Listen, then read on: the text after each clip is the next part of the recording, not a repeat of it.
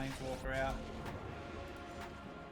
I am the last of the ancients, and my will. And our opponent decides it's too much pressure.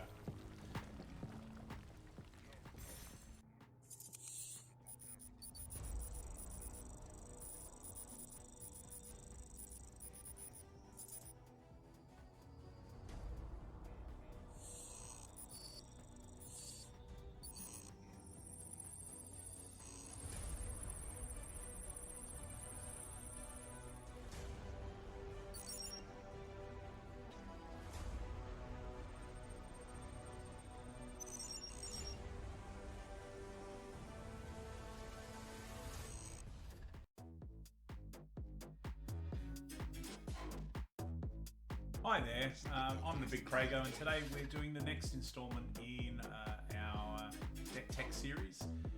This week we're going to be focusing in on something that's been requested by a few of the regulars to the channel. So we're going to be covering the latest and greatest when it comes to Boros. Boros is a colour combination of red and white. Generally speaking, the Boros colour scheme is about warriors, it's about attacking, those types of things. So yeah, let's go and have a look at the deck. Okay, so here we are in the looking at the mana curve. As you can see here, we've got basically an average of 2.3, which is quite low. And this particular deck is all about putting lots and lots of the 25 creatures that it's got onto the battlefield as quickly as possible, chucking some equipment onto them, and then bashing face. So it's a fairly aggressive deck. It's definitely an aggressive build, and it uses the best things about red, which is that quickness of creatures, and white, the ability to be able to use the tricksy sorts of creature benefits to the maximum effect. So let's go and have a look at the individual cards. Start off with, I've laid the deck out slightly differently just so it makes it a bit easier for us to sort of see what's going on. I've got the land over on the right hand side here, followed by the equipment, our single planeswalker that we run in this particular deck, and then creatures, and then a little bit of burn at the start there. So we'll start off in the 1-drop slots. Basically over here, we start off with the one drop, I guess it's becoming a bit of an old star.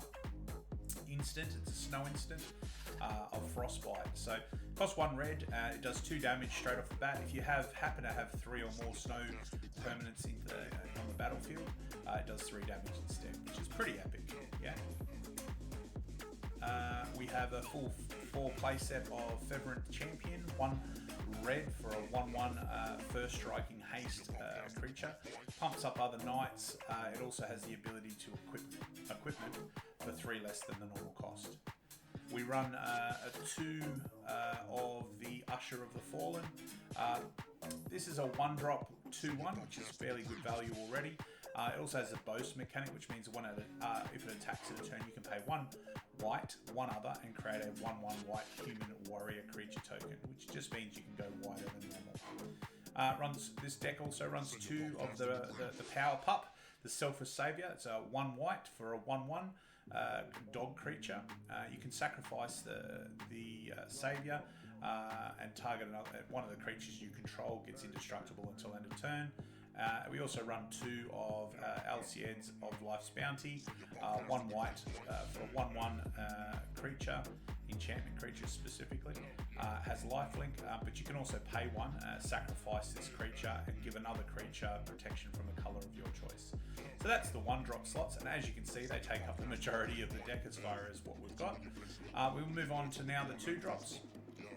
So we have 2 creatures in the 2-drop slots. Both of them are 4-ofs because the utility of these particular cards is fantastic. The first one that we have there is a Seasoned Talonblade. 1 white, 1 other for a 3/1. You can discard a card and tap this card, and it gets indestructible until end of turn. Just gives it that survivability. The other thing that we have here is a Luminarch Aspirant. As anyone who's watched any of my deck techs when it comes to mono white, etc., I love this card. Luminarch Aspirant, 1 white, 1 other for a 1/1 human cleric creature. At the beginning of your combat on your turn, put a +1/+1 counter on target creature you control. So it could just make your deck more effective, make your individual smaller creatures larger, and it just means that you can put the damage where you need it to be. Moving on to the 3-drop slot, We have 3 different options here. We have 2 of each of them. So the first one that we have is Akiri, Fearless Voyager, 1 red, 1 white, and 1 other for a 3/3 core warrior creature. It is legendary, which is pretty good considering that's why we've only got 2 of them. Whenever you attack a player with 1 or more equipped creatures, you get to draw a card. So it helps with that card engine. You can pay 1. You can unattach an equipment that's on a creature, and that creature gets tapped, but also gains indestructible until end of turn. Very good. Runs 2 of the Bone Crusher Giants. This has got 2 different sort of elements to the card. One is it's a 4/3 creature that, when it's targeted by a spell, does 2 damage to the creature that targeted it. The other part of it is it's got an adventure attached, which is an instant called Stomp. 1 red, 1 other to do 2 damage, so it's a burn spell. And finally, 2 of the Skyclave Apparitions. 2 white, 1 other for a 2/2 core spirit creature.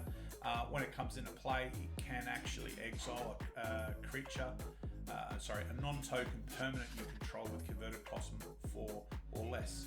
When it then leaves the battlefield, that permanent's controller gains a illusion creature equal to the converted mana cost of that. So if it was to grab a 2/2, say an artifact, a 2 casting cost artifact, it would actually, when it left battlefield, give them a 2/2 creature. Pretty good card. Okay, in the 4-drop slot, we've got 2 of the Planeswalker Nahiri, Heir of the Ancients. It's 1 white, 1 red, and 2 other. She has 3 different modes that she can sort of utilize. The first is +1, create a 1/1 white core warrior creature token. You may attach an equipment that you control to it. Quite useful in this particular deck. -2, look at the top 6 cards of your library. You may reveal a warrior or equipment card from among them. Put them into your hand, put the rest at the bottom of your library in any order. And then finally, a -3, Nahiri, Heir of Ancients, deals damage to target creature or planeswalker equal to twice the number of equipment you control. Quite good utility there.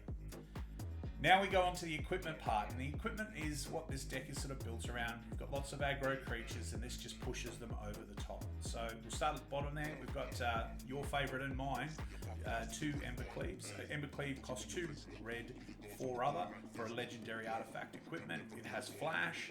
This spell costs 1 less to cast for each attacking creature you control. When Embercleave enters the battlefield, attach it to target creature you control. Equipped creature gets +1/+1 and has double strike and trample, and it costs 3 to equip. It's not going to cost you 6 very often. Most people aren't going to play that onto the battlefield. They're going to actually play it onto a creature, and multiple creatures attacking it means you can just give them +1/+1 and double strike and trample, so it gives you all the benefits. The second artifact that we'll talk about, which is just a singleton, is the Sword of the Realms. 1 white, 1 other. Legendary artifact equipment. Equipped creature gets +2/+0 and has vigilance. Whenever equipped creature dies, return it to its owner's hand, and it costs 1 white, 1 other to equip it. The other option is you can play this as a god, which is 2 white, 2 other for a 4/4 legendary creature god. Creatures you control that are enchanted or equipped have double strike. At the beginning of each combat, you may attach target aura or equipment attached to a creature you control to target creature you control. So you can swap your equipment around and basically make more sense, which is quite good too. We run 3 Mauls of the Skyclaves. 1 white, 2 other. The creature that it gets attached to, when it comes into play, you can just equip it for free to that creature. Otherwise, it costs you 4, so 2 white, 2 other. That creature gets +2/+2 flying in first strike, which is very, very good. And then the final piece of equipment that we've got 2 of these in the deck, is a Shadow Sphere. Costs 1 colourless mana to put it onto the battlefield.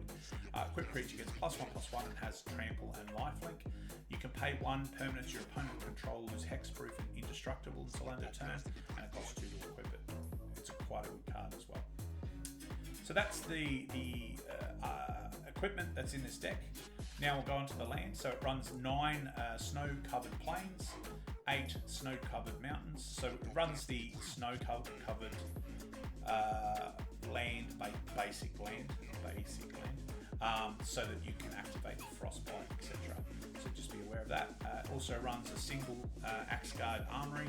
This is a land that comes to the battlefield tapped. It can be tapped to add 1 white mana, or you can pay 2 red, 1 white, 1 other, tap and sacrifice the armory, search your library for an aura card or an equipment card, reveal it, put that into your hand, and shuffle your library. Yeah, pretty cool. It runs 4 of the dual sort of flip lands, the pathways, so a red or whites, which makes sense considering the Boros color scheme, colors that this deck uses.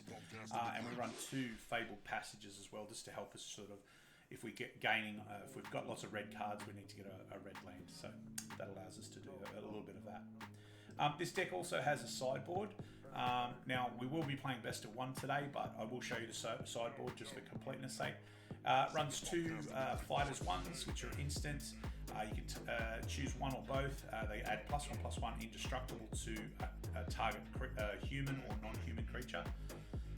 You can choose both, or you can choose one, so depending on your situation. 2 giant killers. It's a 1/2 creature that you can pay 1 white, 1 other, tap, and it will actually tap a target creature, stopping them from being able to attack, which is quite good. Most people will see it used for the chop down instant adventure that it's got attached to the card, which is 1 white, 2 other, destroy target creature with power 4 or greater. This card is seeing more play. Main deck, I've noticed in the last probably week, maybe 2 weeks. The other 2 Ushers of the Fallen are in the sideboard.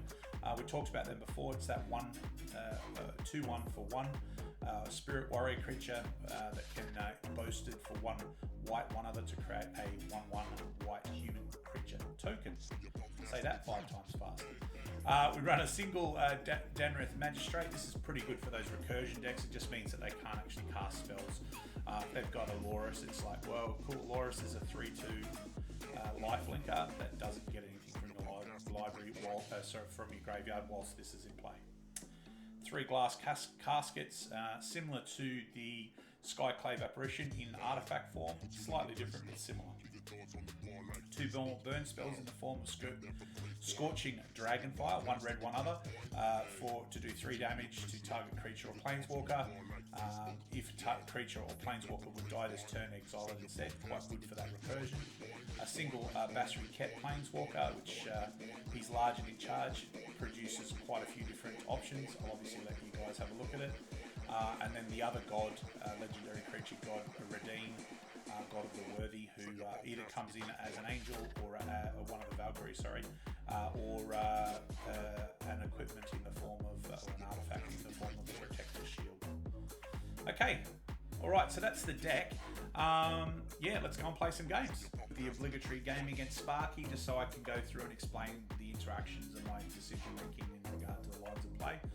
Having a look at this opening hand, look, it's okay. We've only got 1 creature, but we do have some equipment and a bit of removal, so we'll keep it for now and see how we go. Ready to play. That's great, Sparky. Say hello to Sparks. Yeah, I agree. Play the white land out, and then what I'm going to do is actually play the Usher so that we can start pushing that damage through. Alright, so we play the another land, and rather than playing the equipment out, I'm going to start building the Usher up by giving a +1/+1 counter. It's now a 3/2. Swing in for damage.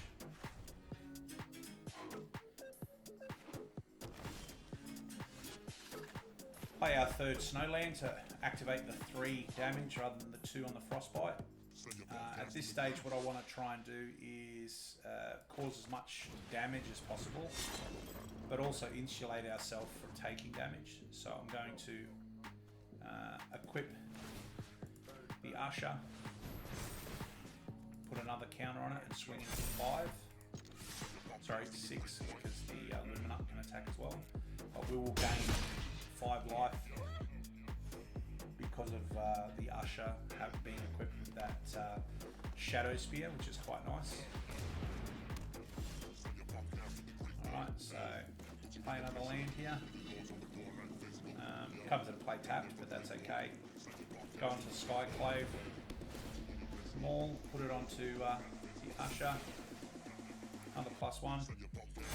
We've got 8, 9 damage going in now.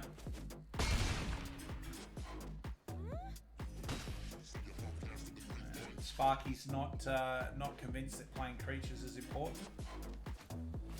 Oh, there you go.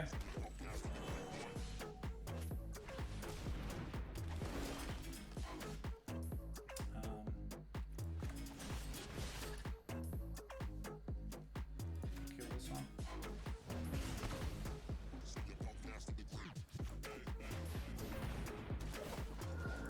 Take their enchantment.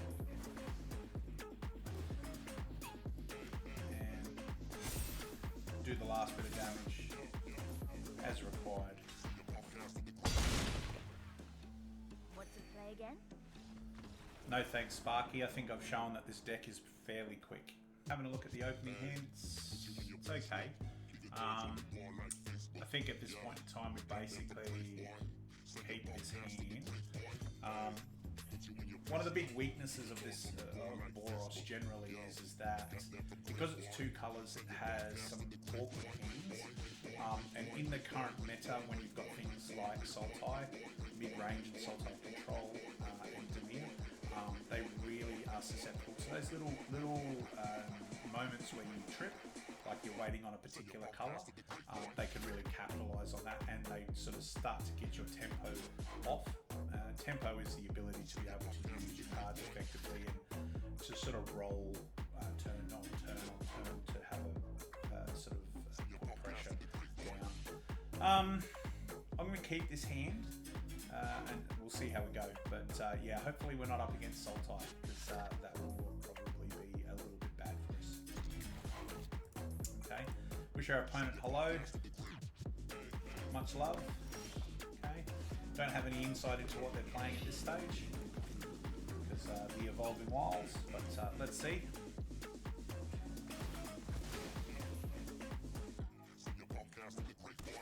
Okay, blue at this stage, so it could be either of the decks that we're trying our hardest not to be up against.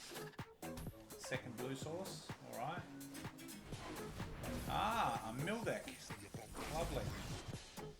Okay, go here and alright, next end turn. 8 cards straight off the bat. Interesting. Let's see what they've got now.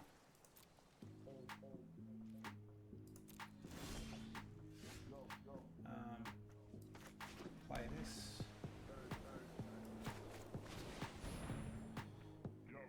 Play the Luminarch Aspirant. Basically, start to put counters onto the Seasoned Hallowed Blade and bash face as quickly as possible. Because let me tell you, don't want to be sitting around waiting for them to mill us out. 8 cards in your graveyard is fairly significant. End turn. Alright, let's see what happens.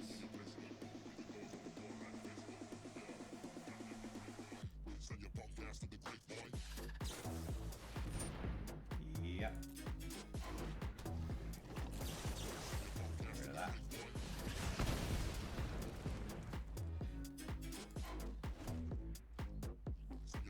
See what they do in their turn now.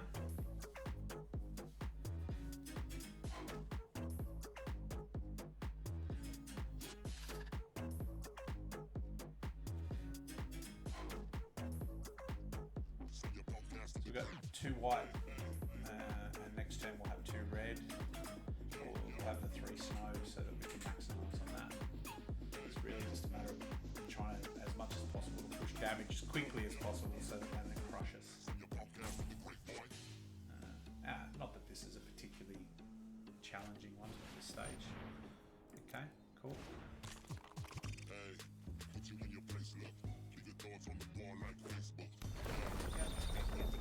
One, 2, 3, and another 3.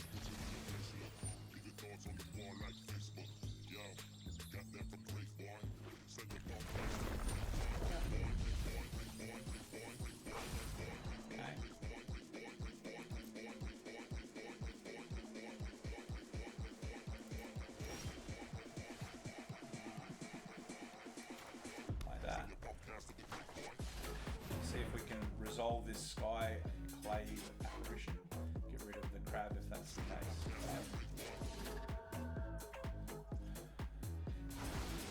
Okay. Spread the tokens out a little bit. Attacking for 6 in theory. Dropping them to 10 if it gets through. Okay. This is why you spread it out. Okay. Only 4 is going to get through. But that's okay.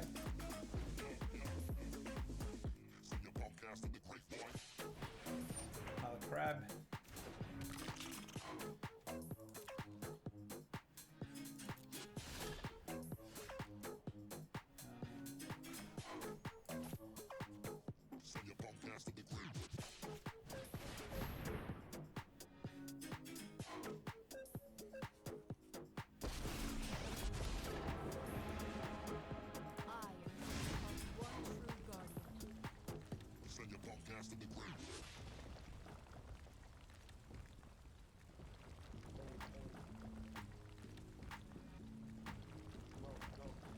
Yes.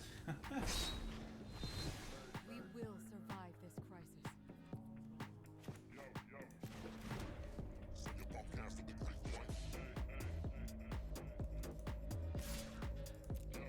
Attacking for 4. See what happens. We have another one of those octopi that flashes in. Do they take 4?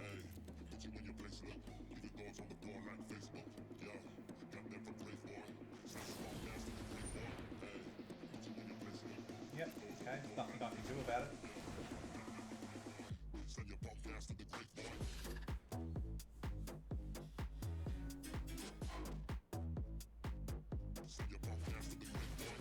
Another 8. Oh. Wow. Down at 26. And our opponent decides they can't get there with the aggro push. Love it. Okay, so having a look at this opening hand, we've got mix of colours, which is good. We've got a couple of creatures to play early game, and we've got a piece of equipment. It's a fairly standard hand, so definitely going to keep this. Our opponent is Brothor. Very cool name, Brothor. At this point, I'm going to run the Usher of the Fallen out. Assuming it survives to next turn, I'm thinking that we'll probably play the Luminarch out just to start building it up and see if we can push the maximum amount of damage.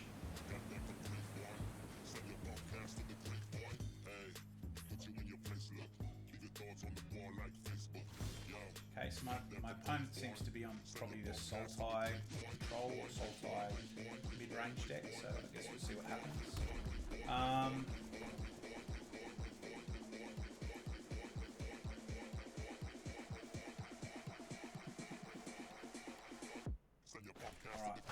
going to stick with my original plan. I did contemplate going Selfless Saviour and Feveran Champion, but I think we'll just keep at this stage seeing how we go.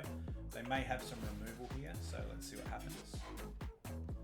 If they do, they do. Not much I can do about it at this stage. Move on to the attack step, attack in for 3. Okay, take my opponent down to 17. Let's see what happens next. Okay, they play Omen of the Sea, so they're going for card advantage rather than trying to remove threats at this stage. I would expect that later in the game that'll change fairly dramatically, but they're using their life as a resource at the moment, understandably.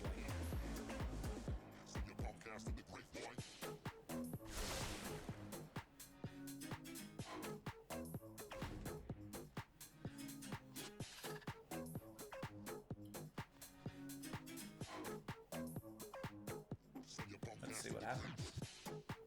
They seem to be thinking about it pretty hard. Alright, so they're ramping. So I'm guessing it's the mid-range deck. 2 swamps. So they got their two islands, 2 blue sources. Now they're going for the 2 black sources, and then they'll build up their green sources. Play another red. Alright.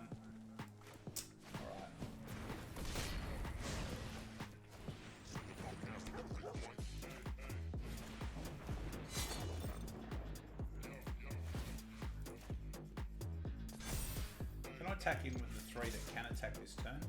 Because I'm expecting next turn, what's going to happen is a bunch of stuff's going to get exiled, creature-wise. But we'll see what happens. If they do go to cast the spell I'm thinking of, I'll be sacrificing the Saviour just so that we can potentially stop them from exiling them. Not that I have any recursion in this deck. Okay, I was incorrect. They're obviously going to draw some more cards, using their life, continuing to use their life as a resource.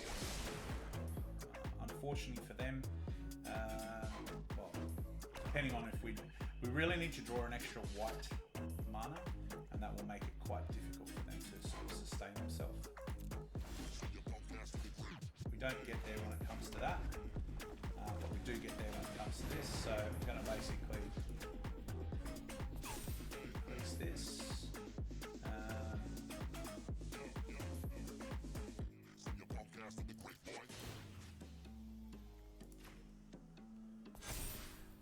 Attack in with everything, so that'll be 6, 8, 9, 10, leaving them on 1. 2 first strikes gone off, 2 regular speed, pass turn. Do they have the removal spell?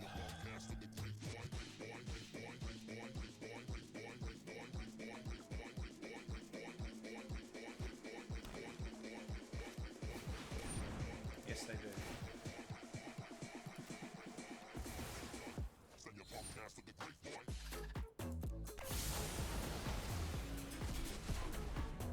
Doesn't make any difference because they will get exiled. So at this stage we play out our creature, equip the spear onto it, and pass turn. Let's see if they've got the next answer. So they've got 2 black, 2 blue, and 2 green at this stage. If they play another green, they'll be able to ultimatum. They do play another green. They do ultimatum. So let's see what they pick.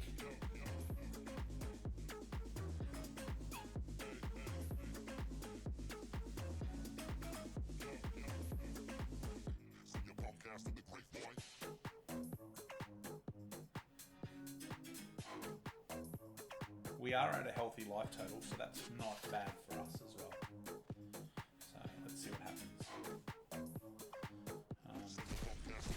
Yeah.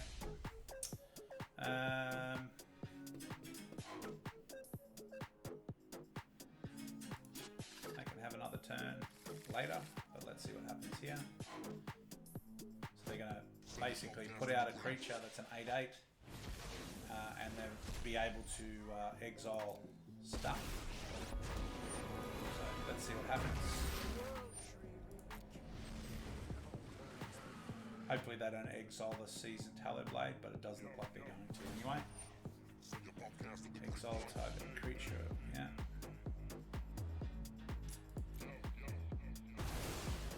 And away you go. Can't play the creature there, so I'll have to just pass turn at this stage. Yep.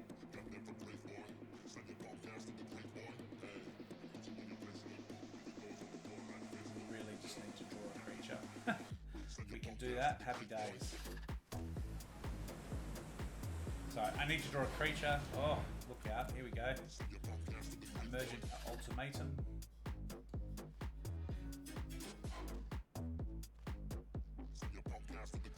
Let's see what they've got now.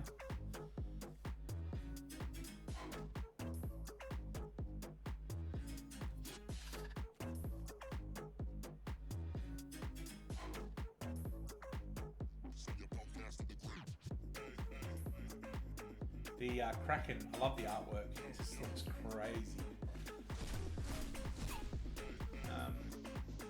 Okay, so I don't want them to have another turn.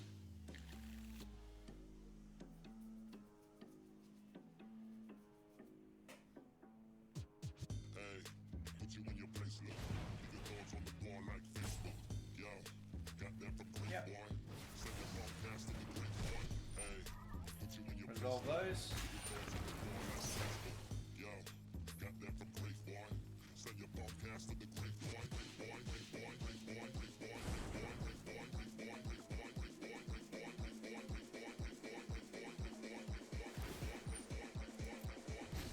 Exile the top card, they get one of our pieces of equipment. It is what it is. Now they can attack in here for 14, so it really comes down to what we can draw. We get one draw step to get an answer.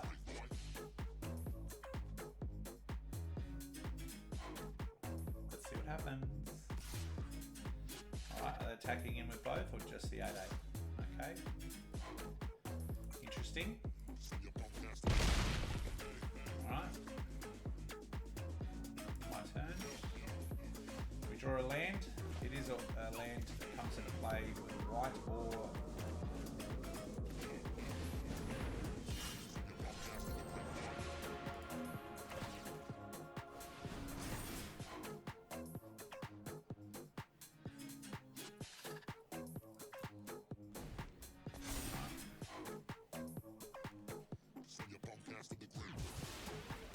we can see. This opening hand, we've got a 1-drop, a 2-drop, a 3-drop. It looks fairly good. Let's see how we go. Say hello to our opponent, Charlie Brown. Wish him some love. And start off with playing the life-linking 1-1 onto the battlefield. In theory, if we get to untap with this in play, we will play the Luminarch after that. Okay, so it looks like we're up against rogues.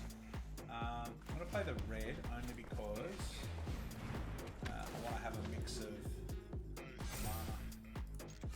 Attack in for 2 lifelink. Okay, we get to do that. Go up to 22 there, down to 18. Next turn we play the white snow-covered plains. Grab the ruin crab, hopefully. Yep. Lose a couple of cards there, but it is what it is. Play this start. Grab the ruin crab so that it's all good. Put another +1/+1 counter onto the life linker. I'm not going to attack him with the 1-1 at this stage. Okay, we got to 25, they're down to 16.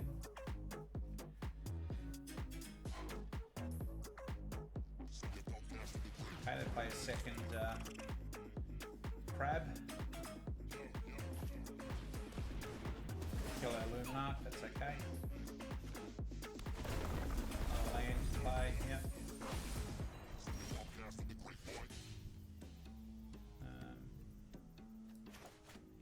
Play the second red source.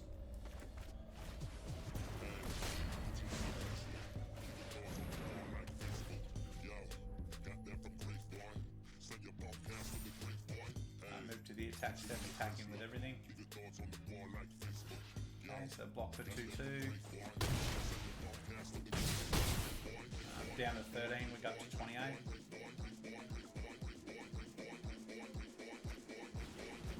Okay, second wind robber. Yeah. We're very close to this being able to, the merfolk being able to sacrifice itself. Alright, so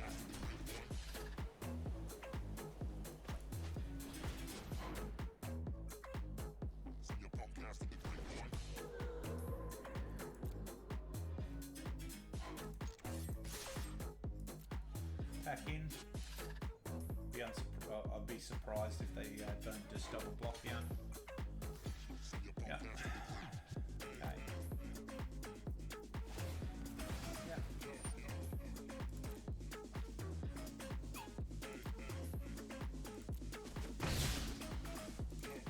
Turn. We'll see if they actually move the Boros across so they can start using the spells that are in their graveyard. Another 3 going to our graveyard right now.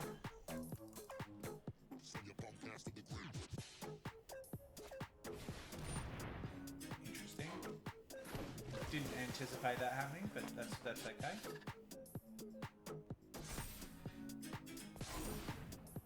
Sure. So Death Touch and Menace. Okay.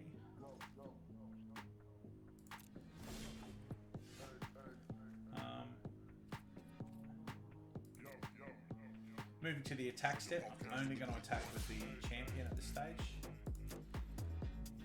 to see if they actually will if they'll just block one, makes sense. First strike damage, but it probably won't even get there. They'll sacrifice it for a card.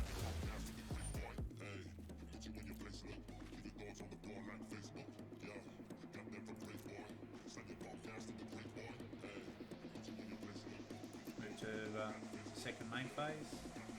Play the Seasoned Hallow Blade just to put some more pressure out.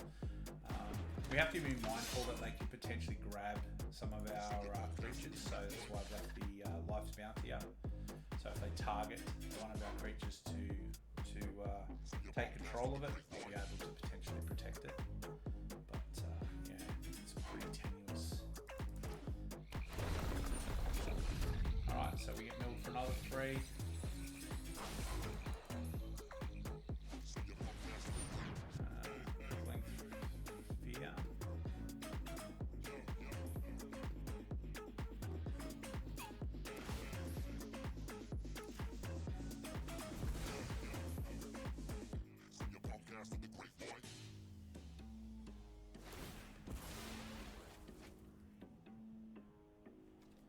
It isn't going to do anything, but I'll try.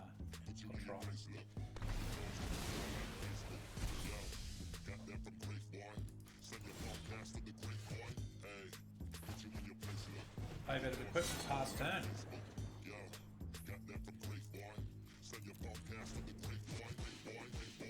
Alright. Okay, we'll lose 6 this turn.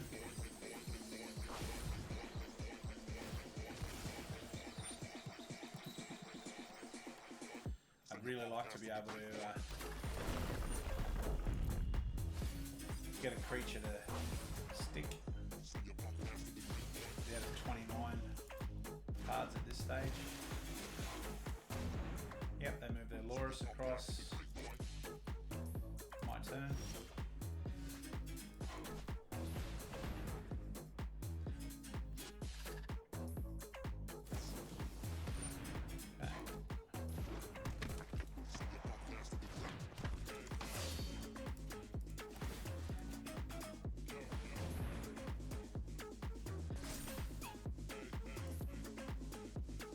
See what happens here.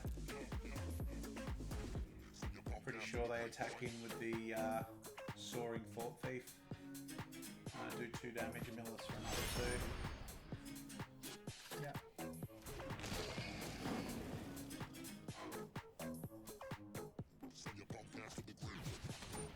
Oof.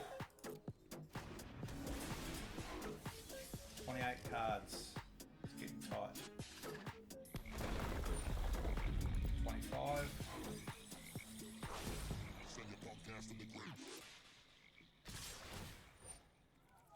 23.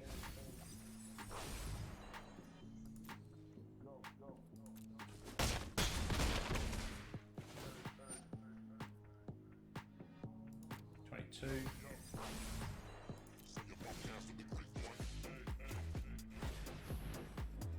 Let's see if we can get this to stick. Whip. Make it to a 4-3. First striker. They do have some removal here in the form of an enchantment, so that will take a bit of the sting out of it for me. Okay, 3 lands off the top. Down 18.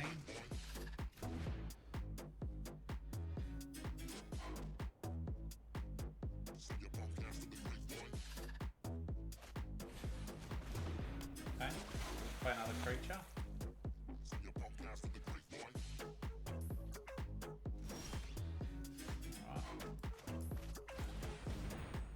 Play a Seasoned Hallow Blade.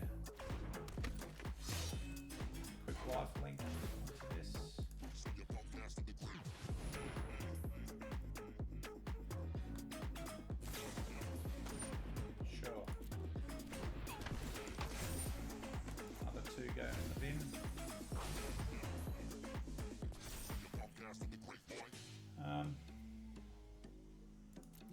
back still.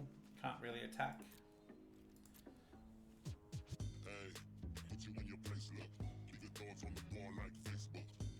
See what happens. Alright, so they're going to down the draw some cards route. Guess they're looking for a removal spell. First one may not have been it, second one may be.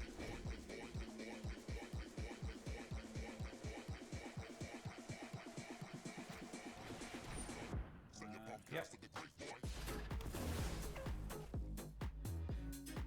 So they take out our season. Oh. Now they have a second crab. And at that note, good game. Concede.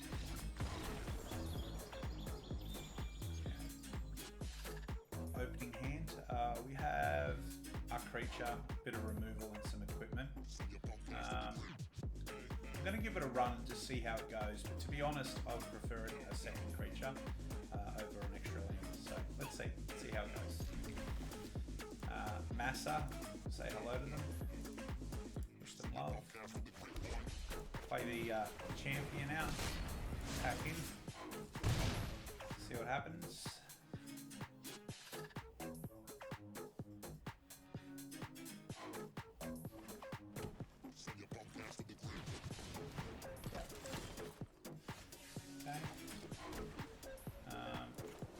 Play the Luminarch,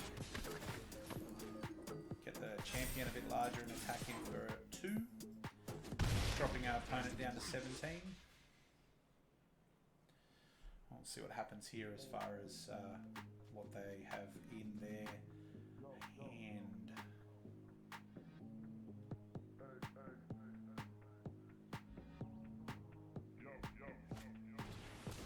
Another Edgewall Innkeeper. Rightio. No blocks. Drop down to 19. Play the second white source. Going to equip the champion. Make the champion larger again and attack in with him. 5 damage. See where we go from here.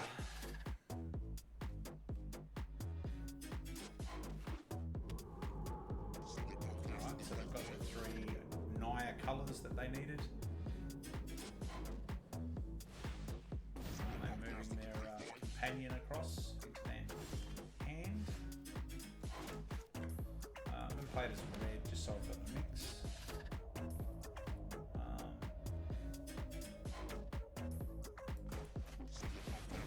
Planeswalker out.